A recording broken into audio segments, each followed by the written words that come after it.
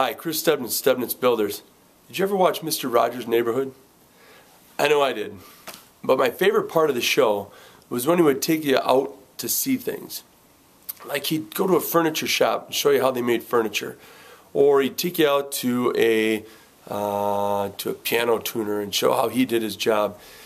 So that's what we're going to do today. We're going out to the shop back here and we're going to do part 2 on the staining. James has been with us, he's been with us about now 8 years. He's one of our professionals that works out on the job and is awesome at what he does. So we're going to go back there and take a look at what he's got going on. Let's take that look. There's James. Hey James, how's it going? Good. How about you today, Chris? Right. So we are finishing up some staining projects here. You saw last time we did some I think Mike was working on a door last time. James is just finishing up some windows. James, tell me a little bit about the this process you're doing. Right now the windows here have been stained and sanded. We like to sand them. Sometimes the stain will pull out some of the grain in the wood. So if you just very lightly sand it with 100 or 120 grit sandpaper, knock down the grain, you'll get a much nicer, smooth looking finish and your product will turn out a little nicer. Okay, and we are using, what are we using today?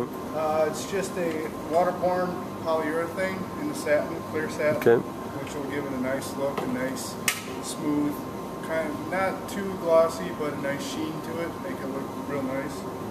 That's a little different than a lacquer then, right? Correct. The lacquer is a little bit more durable. You'd want to use it on coffee tables, anything that would take a lot of abuse, a lot of traffic, anything where there could be a lot of moisture from condensation, say a glass of water or a glass of soda on a coffee table. And pretty much it's just real simple. You just want to put it on in nice even strokes like you would stain, like you would paint, follow the grain and kind of take your time because this will be a finished product, so you want to make sure that it looks nice because it's going to be very hard to hide any of the imperfections with the sanding, any of the sanding that you had done or any of the dirt that may have gotten on the windows. No streaks, no errors, right? Correct, hopefully. Let's take a look here. So you get done with this, you put your first coat on here, James. What are you doing next then?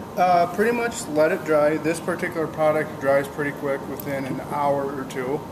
So after that you can, like I said, let it dry and then come back again and hit it with a really light sandpaper, 100, 120 grit, or even you can get away with scrubbing pads like you would possibly use for dishes. Like a 3M pad or something like that? Yep, 3M pads. Obviously you want to make sure that they're clean, new. Yeah.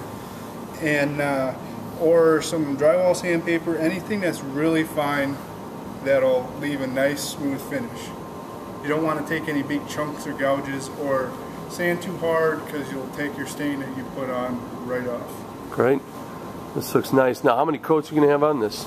On this one, just being window, shouldn't get a whole lot of wear and tear, being inside, no moisture. Probably at least 2, if not 3.